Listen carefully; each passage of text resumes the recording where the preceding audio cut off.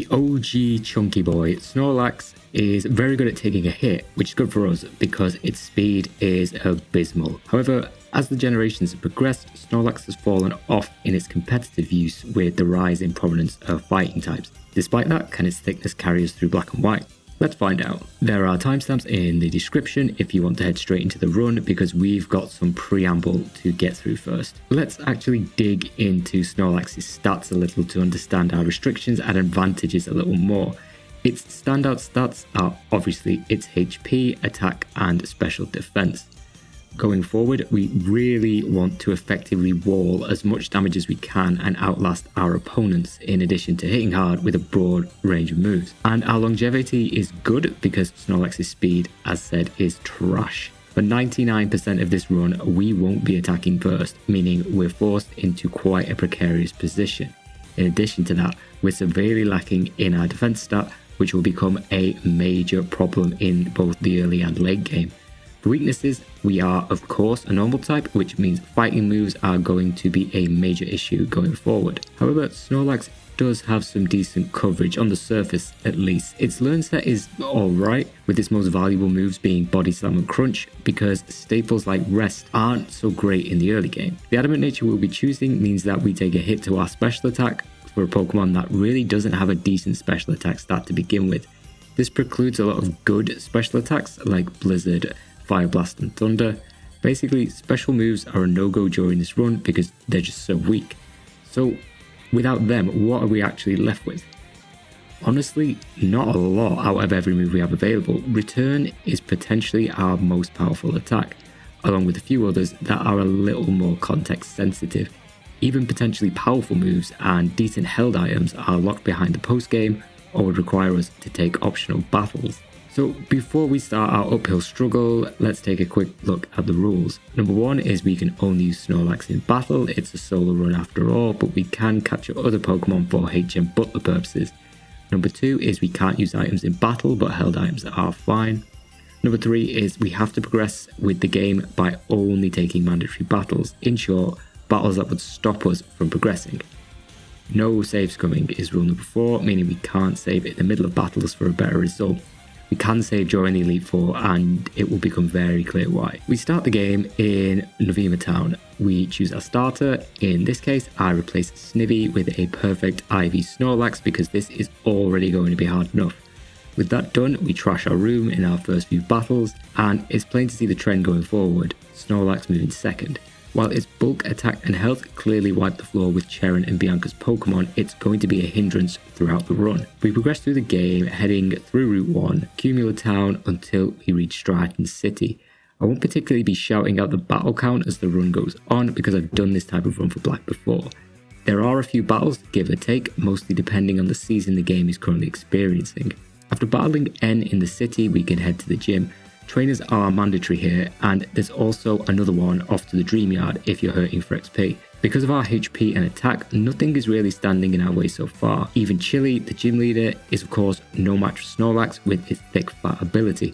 But we did choose Snivy specifically so that the rival battle would be more difficult due to Cheren's Tepig. After Striaton, we can head towards Nacrene City. It is worth pointing out in this instance the fact we've only engaged in 22 battles, because this is all we have in the run up to Lenora. At level 16, that's as good as we're getting. There are no more battles to take. So when we reach Lenora, who has a Herdia at level 18 with the Intimidate ability, I pretty much thought this run was over. This was for a couple of reasons. Number one, as mentioned, Herdia has Intimidate, which lowers our attack stage by 1. Number two, it is at a higher level than us. And number three is that it has Takedown. Despite Snorlax's pretty crazy HP for its level 82, we are just not getting past that thing. We go into a battle and because of our comparatively low defense stat, we'd be getting absolutely bodied by Herdia. With Intimidate, Tackle does about a quarter if we're being generous.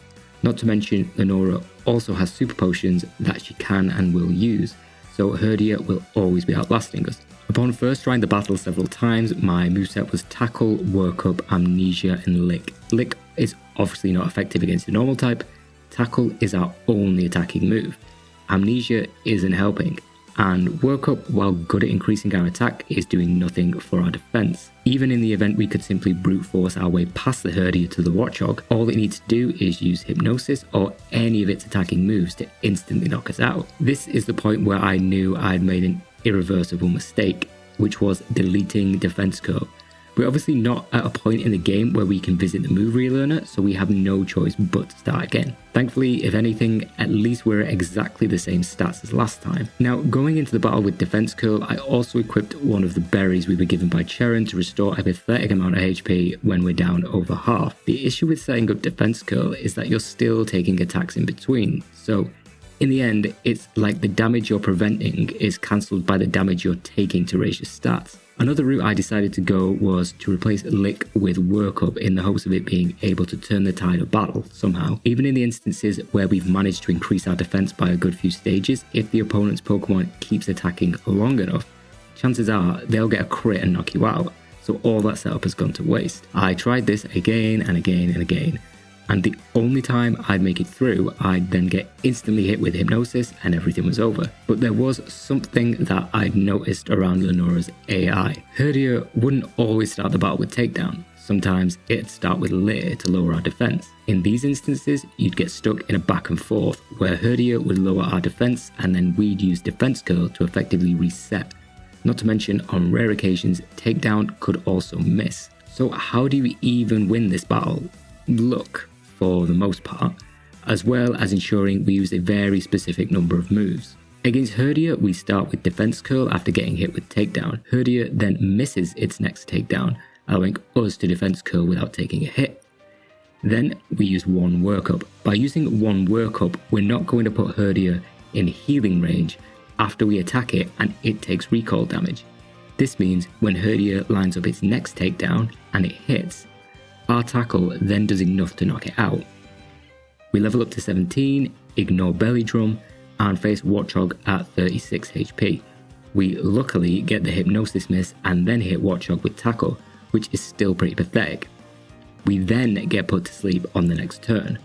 Watchog uses Retaliate and we tank it pretty well. We then wake up and use Tackle, putting it into a range where we maybe could knock it out with our next attack. We line up Tackle, get hit with Retaliate, which leaves us on 12 HP, and then somehow manage to knock the Watchog out. Now that was insanely difficult, and it was only after the fact that I realized that you could technically grab Rock Smash from someone on the way to Pinwheel Forest. What I will say about this is that at the end of it all, the difference is extremely minimal when comparing the two. Even though Rock Smash is super effective, we have Stab with Tackle. There were percents in the ranges and it was more about our health than our attack. But with that finally done, we can take on Castleia Gym. Compared to what we've just been through, Berg is a walk in the park. While it does take a few tries to get into the flow of the battle and determine the best times to set up without getting poisoned by his Venipede, once you've gotten that down, you are able to make it through the rest of his team, Dwebble and Nivani, by simply having the Quick Claw equipped. Setting up your defense curls and work ups on the Venipede and then slowly plowing through the rest of his team. First Wheel N is pretty much the same story. The majority of the battles at this point in the game are really going to be about using Snorlax's bulk to set up against teams as best we can before effectively sweeping through them. However, that's easier said than done in most cases. Likewise, the biggest thing we have to worry about with Elisa in Nimbasa is her Emolga's contact ability Static, which has a chance to paralyze us.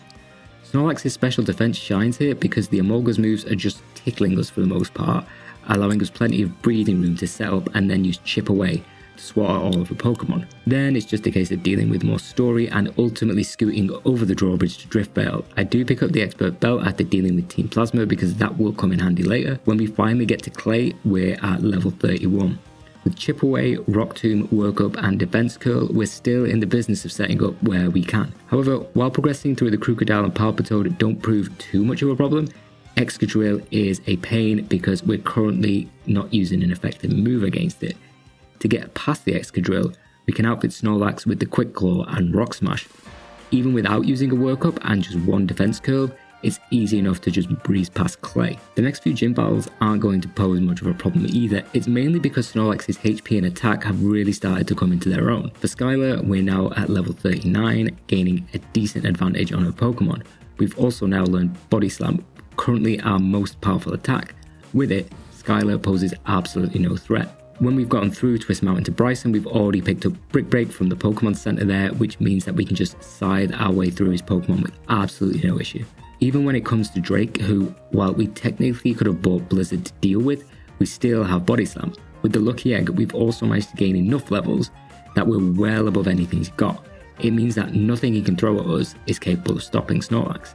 With all that said, however, we still have the Elite Four and the toughest battles in the game coming up very soon. For every first time round the Elite Four, I go at my current level to kind of get the lay of the land, figuring out which members are going to be the most difficult, where we're going to be taking the most damage, all that. I've not gone and gathered up a bunch of rare candies or anything like that just yet, because at level 58 we do have around 7 levels on the Pokemon we're facing. With that said, it's pretty clear just from looking at the members that the biggest hurdle, which seems to be a running theme in these runs, will be Marshal, the fighting type member. Obviously, fighting is our only weakness.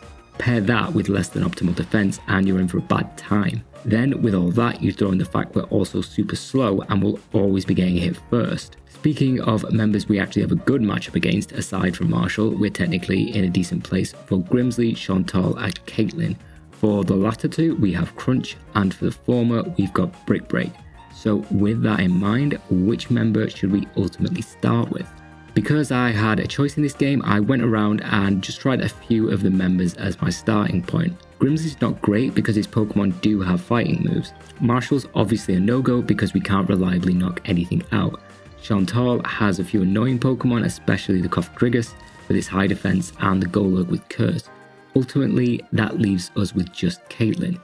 We have Crunch and awesome special defense, so it's our best, most consistent starting point. When facing Caitlyn, we've got Crunch and the Black Glasses equipped to up our dark damage. On her first Pokemon, the Reuniclus, we can often get away with outspeeding it and getting off Crunch. 90% of the time, that's enough for a one-shot. Next is always the Sigilyph, and while we don't OHKO it with the Crunch, our special defense is good enough to tank a Psychic. However, this often puts the Sigilyph into healing range, but it's nothing a couple of more Crunches can't take care of. With the Gothitelle, it often likes to use Calm Mind for whatever reason, but our attacks, like with Sigilyph, just aren't strong enough to KO in one. Despite a full restore and decent Psychic hit, we make it through. Finally, when Caitlyn sends out the Mashana, it's the same story. Hit it with a Crunch and be bulky enough to tank its special attacks. Now that's Caitlyn, and we can consider that battle locked in. Outside of crits, we can pull that battle off every single time we attempt it. That leaves us with the question of who's next. Shauntal makes the most sense, mainly because we really don't want to go up against too many Pokemon who have effective moves against us. Our biggest roadblock to a smooth victory against Shauntal, as is with many runs, is the Cofagrigus. Its high defense paired with our poor special attack means we can't Shadow Ball our way out of this one. Even though our special defense is high, Cofagrigus' psychic attacks still do about a quarter damage to us. Not only that, Cofagrigus has Will-O-Wisp. Along with the burn tick damage, it also lowers our attack, which we can't have. Why not equip a berry to counteract it? Well, we still need the dark glasses to be able to make some of the ranges we need. Plus, Cofagrigus can just keep spamming the move after we've healed. Why not leftovers? Not available yet. Why not rest? We're taking too much damage while asleep, so it's pointless right now. Relearn Amnesia? Maybe, but I would have had to sacrifice the space and use a heart scale, which I'll need later. I know there's more of them, and maybe it would have been good if I'd done it again, but in the end, I ultimately didn't. Anyway, for a while, I gave up on Shauntal and pivoted to Grimsley, believing the levels I get would help mitigate some of the ranges I'm experiencing. Grimsley, however, poses his own problems. For one, Scrafty loves to use Sand Attack and Brick Break. Obviously, Brick Break is pretty effective against us, and Sand Attack, you can imagine why that's annoying. Unfortunately, even with the expert belt, Brick Break is never quite enough to knock Scrafty out. Giga Impact is, most of the time. But then you've got the recharge, so when Crocodile comes out and it hits you with Intimidate, you're playing a losing game. So I pivot again to Shauntal. This time the battle goes a little better. For Cofagrigus, we of course get the Mummy ability when we attack it, which isn't great for Chandelure later. But anyway, despite us just not making the range, we are forcing Shauntal to use her full restores until we eventually get the defense drop from Crunch, allowing us to KO the Cofagrigus. Thankfully, when Golurk comes out, it spares us Curse and instead it goes for an Earthquake, which we can tank just fine. Then, when we hit it with Crunch, it's a one-shot.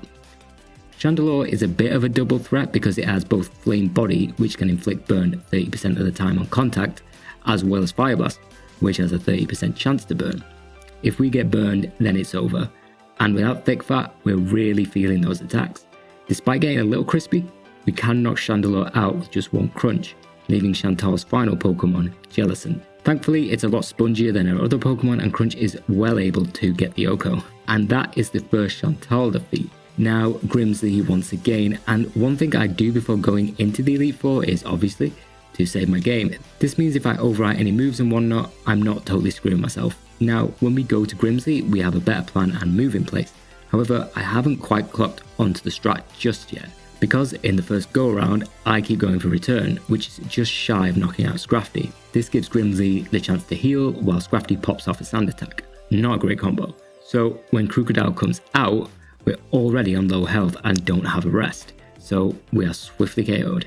I do this battle again and again a few more times, in one instance changing it up so that Brick Break is my only attacking move. However, what happens is, as you're bulking up your stats and then roll into Crocodile, it has Foul Play, which uses our attack stat to calculate damage, which isn't great. This means when we use Rest, Crocodile has an easy time knocking us out. What the strat here eventually becomes is pretty simple. Scrafty likes to use Brick Break and Sand Attack, so what we can do is use our time at the beginning of battle to buff ourselves with Defense Curl, basically maxing it out. We also throw in some workups for good measure, then when we get low on health, we can just rest and, barring a crit, have a pretty easy time against Scrafty when we hit. When Crocodile comes out while Earthquake does practically nothing, Foul Play still does decent damage, which means that we have to knock it out before it can KO us. Luckily, one of our Brick Breaks eventually hits, easily one-shotting it and bringing out the next Pokemon, Bisharp. Outside of Night Slash, which has a decent chance to crit, there's not too much to worry about with Bisharp. We can rest to regain our HP, and then when we wake up, hopefully KO it. Once down, we have Grimsley's Lipard. Not too much trouble, thankfully, with just one Brick Break. And that becomes the strat for Grimsley. But honestly, none of these three really matter in the end because we still have Marshal. We really do not have anything good to go up against him. Return is the best move we have, that Snorlax will ever have from an offensive standpoint. Going into this battle at level 57, nearly 10 levels above his first Pokemon throw, our Return still does not do enough damage to KO it. We then get hit with Bulldoze, somehow lowering our speed further. The fact we could actually outspeed the throw is nothing short of a miracle, to be honest. Despite that, we can reliably knock out the throw, which brings out Marshal's next and probably most dangerous Pokemon, Conkeldurr. This thing has Hammer Arm, and yeah, it puts in some work on Snorlax. The move lowers its speed, but even if we were to rest in this instance, it wouldn't be doing us any good because we can't tank 2 Hammer Arms. Now, obviously, there's no way I'm going to go through all that again just to take a run at Marshal, so I do make a save state just before him to see if what I'm attempting is even possible. I try this again and again, and in short, this is not possible at our current level for 2 main reasons. Number 1 is we can't get hit with Bulldoze. It lowers our speed, meaning we don't outspeed the Conkeldurr, which means we get Hammer Arm. Number 2 is we can't OHKO both Throw and Conkeldurr, which we absolutely have to do. So I relent and go grab some rare candies to elevate my level, but I don't use them right away. I save them just after Caitlyn because I can at least get a genuine level in battling her. Instead, I use them after Caitlyn, leveling up to 60 before battling Shauntal. This makes the encounter much more consistent. Now we can one-shot the Cofagrigus. Then we can also outspeed an OHKO Golurk. While we don't outspeed Chandelure, unless we get burned, we're more than powerful enough to take out both it and the Jellicent. For Grimsley, it's the same strat as before. Set up on Scrafty and then, hopefully, sweep. However, this still isn't consistent. You can get through to Marshal like 70-ish% of the time. Now, will level 61 be enough to defeat Marshal? At this level, we now still don't knock Throw out. Even though we eventually managed to defeat it after a back and forth, when Conkeldurr comes out, it's the same story with Hammer Arm. Making the range on the throw feels like a 50-50 thing despite my calculations. I guess the slight aside about the damage calcs is that I assume these Pokemon all have no IVs or EVs, but without checking the data, I guess you'd never know. So the damage calc is more of a guide rather than any hard representation of reality, unfortunately. In reality, we're still at the wall. Even the final rare candy that I have, elevating Snorlax to 62, is still not enough to bring consistency to the run. Even if we did defeat Conkeldurr, we then have Mian Xiao, which is definitely outspeeding us and can easily take us out. So what are our options? Well, open up, Snorlax. Back at it again. Caitlyn, Crunch, Shauntal, don't get burned. Grimsley, please let Brick Break hit, until we're back at Marshal at level 65. Now, throw. Will it one-shot? The answer is yes. Will it then one-shot Conkeldurr? It gets a crit, but I'm confident the answer is yes. Now, Mienshao, we can't outspeed it, but we can protect. It goes for jump kick, protect kicks in, and it takes off half of Mienshao's HP. We go for protect again, but it then fails, meaning we get hit and that's half of our health gone. But we've got another protecting us, which knocks out Mienshao. This means we've just got Sork left. We're obviously not going to outspeed, get hit with Karate Chop, and tank it surprisingly well. Even though Return can probably KO it, it obviously has Sturdy, so that's not happening. We get in a full restore loop until Marshal has no more, and then Karate Chop KOs us. So close, but there's a tiny slither of light creeping through the door to victory right now. With that in mind, I do reset because I was going with a save state upon reaching Marshal again. I then go through the rigmarole of attempting to clear this through in one single try without saving. I tried again and again. While the other three are fairly consistent and could be done with relative ease, it's just Marshal that's holding us back. So much so that I just decide to save in front of him to save myself from going insane, because eventually we get a break. We've seen it before, but it starts with us one-shotting the throw. Then, when Conkeldurr comes out, it, of course, gets the same treatment. For Mienshao, we then need both protects to come up so that we don't ideally take any damage. With that, we can reach Sork with full health. For it, we just have to hope Karate Chop doesn't crit, because if it doesn't, we can eventually outlast the full restores to knock Sork out, defeating Marshal. And compared to what's to come, that was easy. It's not particularly N or Ghetsis that proves the issue. In fact, all that is kind of okay, but I did kind of unwittingly screw myself. But back to screwing myself over later. Before you can fight N, you have to capture or subdue the box legendary. In our case, we want to fight Zekrom because we resist Reshiram, making the fight harder and all that. So when you capture Reshiram, if you're just your solo Pokemon, then it automatically is added to your party and in the first slot. We don't want that. So to bypass it, you simply include a full party of 6 Pokemon. With that out of the way, the fight with N and Ghetsis does bear a little discussion because you essentially need a moveset that is able to deal with both N and Ghetsis because you fight them one after the other. For N's team of Zekrom, Klinklang, Zoroark, Caracosta, Archeops and Vanillux, we're best rolling with Wild Charge, I'll get to that, Defense Curl, Brick Break and Rest.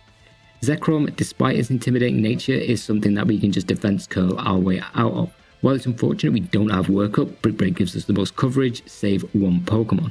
After setting up, there's not much the rest of N's team can do to us as we relatively sweep through them. The issue rather comes from Ghetsis, more specifically, Ghetsis' Cofagrigus.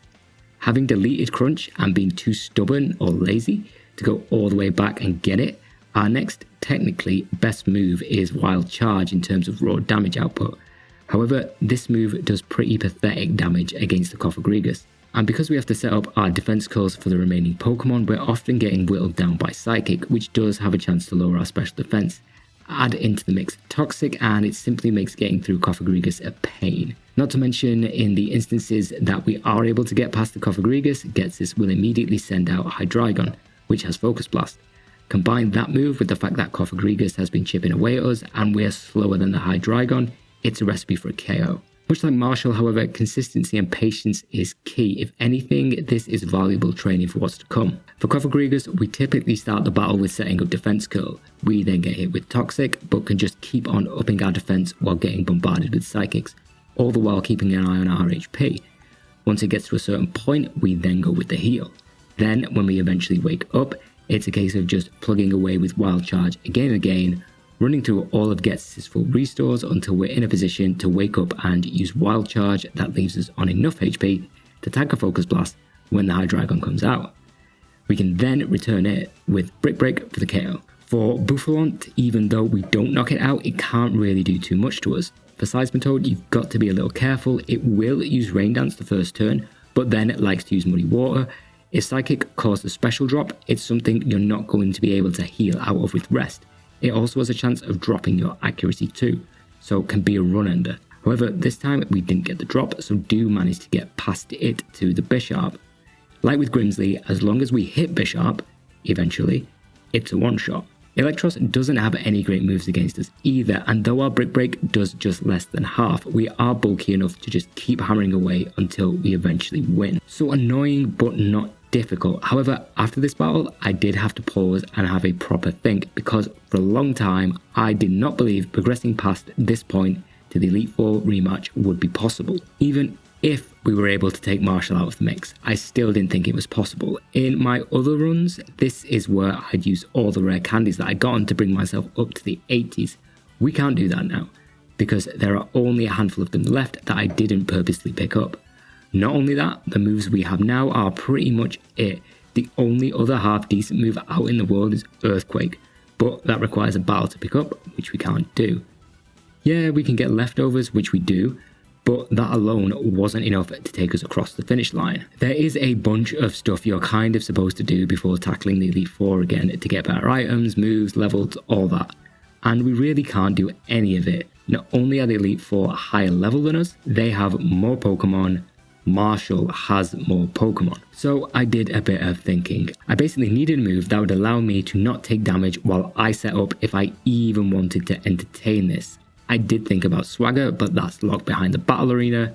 Substitute wouldn't work because we're getting too much damage against us. There is just one move outside of breeding, evolving, battling, farming, rare candies, and that move is Yawn. I deliberately overwritten it early on because I wasn't going to employ a move like that unless I absolutely had to. A break glass in case of emergency, and at this point in the game, I am seeing a lot of crackers ahead of us, and those crackers need some cheese. We're going to need to break this down into specific Elite Four members, and if you think Yawn is a cheap tactic and auto win move, boy, I wish you were right. We're at level 71. I went to the move relearner and traded in my 2 heart scales to relearn Crunch and Yawn. We're still rolling with Defense Curl, a move Snorlax has had since we chose it.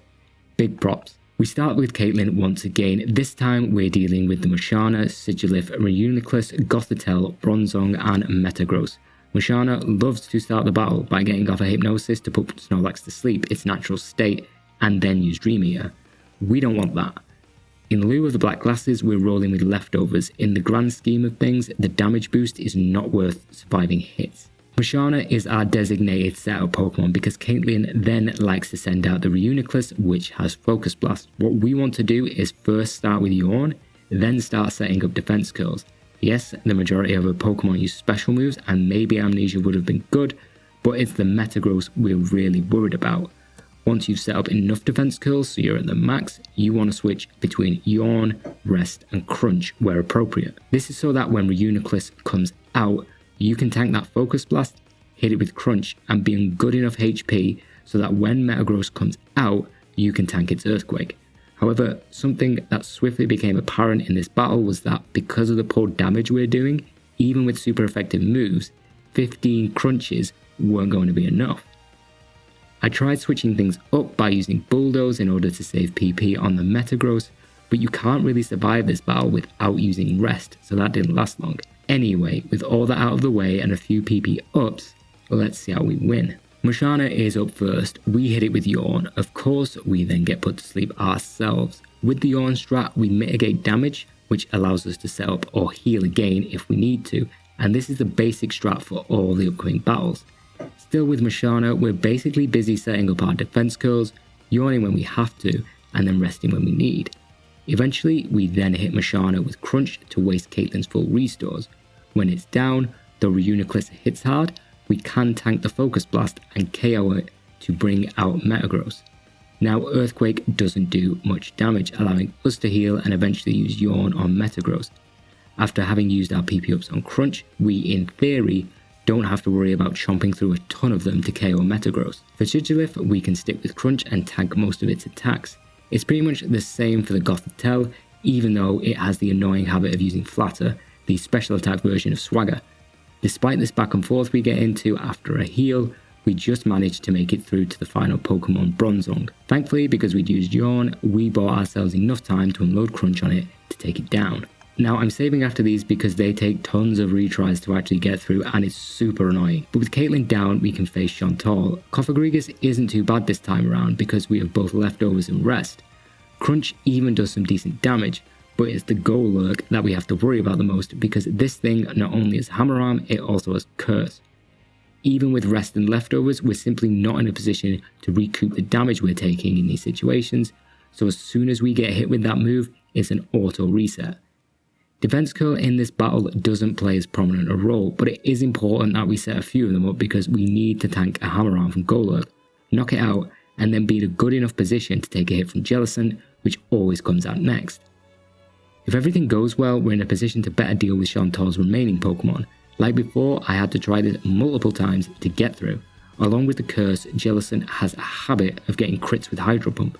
Blizzard could get a freeze, and Chandelore's Fire Blast after the Mummy ability was doing some decent damage. For a successful battle, we of course start with Yawn, we then get a crit Psychic, but it's not too much of a pain. Then it's a case of setting up those defense curls until we're in a safe spot to use Crunch and knock Cofagrigus out. Then when Golurk comes out, we thankfully get a Hammer Arm, and even though Crunch is not a one shot because Hammer Arm lowered its speed, it allows us to go first next turn and knock it out. For Jellicent, we just stick to Crunch. We're getting low on health, so I go for a Yawn, putting us in a decent enough position to use Rest, and we luckily wake up before Jellicent to get the knockout. That's 3 down. Frostlass isn't too much of a threat outside of Freeze, so a couple of Crunches can take care of it. For Driftveil, our Mummy ability actually comes in handy because it allows us to avoid Aftermath once we knock it out. Finally, we have Chandelure. We roll into the battle with nearly full health at 295. I go for a Yawn and you can see just how much damage a move like Fire Blast does. Technically, we could just about survive another with the help of leftovers. Knowing that we're going to get hit again, I go for Rest. When Chandelure uses Fire Blast, it thankfully misses and we heal up. Then it's just a case of hoping we wake up fast enough. Though we do wake up first and then use Crunch, Flame Body activates and we then get hit with Fire Blast. Despite our lower damage output, it's still just enough that our next Crunch can take Chandelure down. We can then finally move on to Grimsley. Looking back on it, it would have actually been better to tackle him early on considering his new team setup actually works to our favour now. Because he leads with Sharpedo, which doesn't have an effective move against us, we're in a position where we can simply set up all the defense curls that we need in anticipation of the rest of his team. When we eventually take Sharpedo down with Brick Break, we get Scrafty. While our Brick Break isn't a one shot, it is doing over half. We're also not taking a great deal of damage either, so when that's down and we have the Crocodile next, despite Intimidate, Snorlax is still able to power through with relative ease. For Lipard, after we do manage to hit it with Brick Break, we then fall into a little full restore loop before getting hit with Attract. In previous battles, the combination of getting Attract from Lipard and having been hit with Sand Attack from Scrafty turned this battle into one where I had to wait until Lipard had used all of its moves so it could struggle itself to death. Thankfully, this doesn't happen here and we can attack. We have no effective moves against Drapion, so we can only rely on a combination of Yawn and Brick Break with the hope that we'll have enough PP to finish it off. While we do eventually get past it, we only have 2 uses of Brick Break left for Grimsley's final Pokemon, Bisharp. Our first Brick Break hits, we're then hit with a crit Night Slash before finally being able to attack again and knock it out. A first try victory, and all of this effort so far may be for nothing because we still have Marshal in our way. Marshal is a completely different beast this time around. As it stands, pretty much any move from Throw, Sork, Mienshao or Conkeldurr will KO us in one hit. His first Pokemon, the Breloom, has Sky Uppercut and Spore. The former will knock us out in 2 hits without question. Spore will put us to sleep with 100% accuracy. We're obviously not fast enough to go first, so we're always getting hit with an attack. Even if we set up Yawn, we're also getting hit again, so it's a KO. You may think that the Quick Claw is an answer to this battle, but we absolutely need to have the leftovers equipped to try and get back as much HP as possible. I've also had to replace Brick Break with Return because it's our most powerful move against all of his Pokemon. On the surface, it may seem like there is absolutely no way through this battle, and statistically that's probably true for 95% of the battles. Because what would happen if we even somehow made it past Breloom? We're not faster than any of his Pokemon, except maybe Throw. They'd simply attack us first and we'd be knocked out. This means not only do we have to somehow survive against Breloom, we also have to set up as many defense curls as we can. The only sliver of light you have to this battle, which makes it even remotely possible, is Sky Uppercut. Oh yeah, and Breloom has Effect Spore, which can activate upon contact damage too. Back to Sky Uppercut. The move has 90% accuracy, so sooner or later, statistically, one of those attacks should miss. So what you want in an ideal scenario is that Breloom's first or second Sky Uppercut misses. You then would need it to stay asleep for enough turns so that Snorlax can set up enough defense curls so that if Breloom wakes up, or you need to rest, you can do so without getting KO'd in your sleep. This is rare and it felt almost impossible, but it is technically doable. The battle starts, we use Yawn and avoid Breloom's first Sky Uppercut. As we go for defense curl, Breloom uses Spore and puts us to sleep. We then wake up next turn and can use defense curl. Breloom then wakes up and uses Sky Uppercut while we're locked into defense curl. I deliberated on going for rest, but instead went for Yawn because we end up tanking the attack pretty well. Breloom then uses Spore again and puts us to sleep. It then falls asleep and we end up both snoozing for a turn. Thankfully, Snorlax then wakes up and we can use defense curl again. All the while, Leftovers is also restoring HP. But Breloom then wakes up and uses Spore again. We end up taking 2 more Sky Uppercuts until we wake up and then use Yawn again. Breloom then uses another Sky Uppercut, leaving us on just 23 HP. Then it's our turn to sleep with rest. We sleep for a couple of turns. While we do get hit, it's much less damage than before, and Breloom even misses one of its attacks. We then focus on using a couple more defense curls so that we can max out our defense. Finally, we can start attacking. When we use Return, it does way over half, but Effect Spot activates, poisoning us. It makes the most sense to go for rest, so after tanking another attack, we do just that. Now we just have to survive, please no crits, until we can finally wake up and attack Breloom, finishing it off. Wow, now we have Marshal.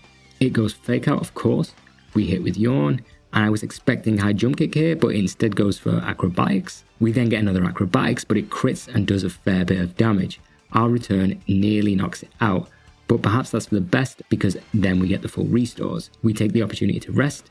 We finally get the high jump kick, which does about a quarter. We then end up taking 3 more of them, which isn't great, and it leaves us on just 107 HP. So we have no choice but to rest and hope. After baiting out what I thought was all of Mianshal's high jump kicks, it relies on acrobatics. When we eventually wake up, another Return still can't KO it, but then Mianshal ends up using U-turn and swaps into Sork. We just ended up using rest so while a sitting duck to Sork's attacks. Of course, the first move it's going to use is close combat, but it ends up not doing a great deal of damage. We're still asleep with Leftovers doing its job. We take a Stone Edge, which isn't too effective. When we eventually wake up, we use Yawn, then we end up going for a Return. Sturdy, of course, activates, so we take the opportunity to catch some Z's. Then, when we eventually wake up, we're able to use Return and finally knock Sork out. Marshal then decides to bring back the Mianshao. It uses Fake Out, we use Yawn, then we trade a few attacks until I'm eventually able to KO it, and that's 3 Pokemon down. We're now running low on Yawn, however Throat doesn't decide to go with Superpower and instead focuses on using Grass Knot, which barely touches us.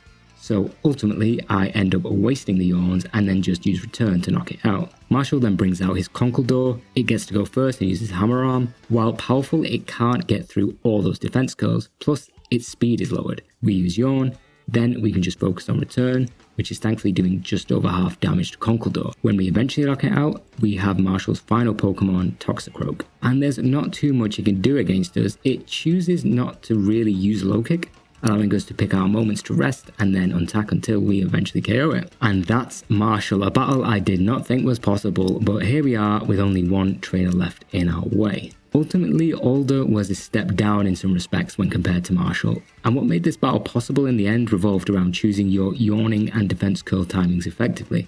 Not to mention we had to replace Return with Brick Break because it gives us the most coverage against his Pokemon. His 2 more dangerous Pokemon are the Excelgor because it has Focus Blast and the Druddigon because it has Superpower. Alder always starts with the former and then will always change into the latter. Superpower without adequate defense curls is always a one-shot. Figuring out the right flow to the battle did, as you can imagine, take a fair bit of time, but after Marshal I wasn't prepared to give up. Instead of belaboring the point, let's just go for the win. With the Excelgor, what you effectively need to do is stall out all of its focus blasts, because then the Pokemon has no good moves against us, meaning we can set up with ease. We always start with Yawn. While it's nice to avoid both focus blasts, avoiding one is just enough. With that done, we just have to focus on setting up our defenses. As the battle progresses, Excelgor likes to use me first in an attempt to steal me move, in our case Brick Break. However, this move fails with both Defense Curl and Yawn, so it's a good way to buy time. After adequately doing all that stuff, we then just need to put Excelgor to sleep and then wail on it with Brick Break. We're also taking a risk this battle by replacing Rest with Work Up. We're in effect allowing Leftovers to do all the healing work with the intention of sweeping through his entire team. Then when Druddigon comes out, one Brick Break is all it takes to KO it, surprisingly. It's also important that you're at high health so that you can mitigate the damage that its Rough Skin ability does. His third Pokemon, the Escavalier, isn't really a threat because of our combo of Defense Curl and Brick Break. It's a one-shot. For Volcarona, you have to be careful of it using Quiver Dance and then hitting you with Hyper Beam because that's pretty much a one-shot. You also have to be wary about its Flame Body ability. In this case, it's best to simply put it to sleep with Yawn and attack. Because we don't have Rest, we're stuck with our reduced attack, but all those workups have helped mitigate that. So when Buffalon comes out, it's still a one-shot and we're on good enough HP for Alder's last Pokemon, Vanillux. Though our Brick Break is now not a one-shot, we just have enough HP and resilience to tank its attacks and return the favour, ending the battle and defeating Alder. Well, that was something. I expected a solo minimum battles run to be difficult with Snorlax, but not that difficult. If we didn't have Yawn, I don't think it would have been possible, in the slightest. There's absolutely no way to get consistency when you're revisiting the Elite Four. Not only that, having to use our rare candies earlier on really did make it such an uphill battle in the end. Despite that, it was pretty fun, and in the end, actually possible. But hey, maybe you could have made the run even easier, feel free to let me know, and I've also included a list of trainers I fought and their locations in the description if you're interested. If you have an idea for an interesting run in the same style, let me know, and if you want to like or subscribe, go for it. Until next time, have a good one.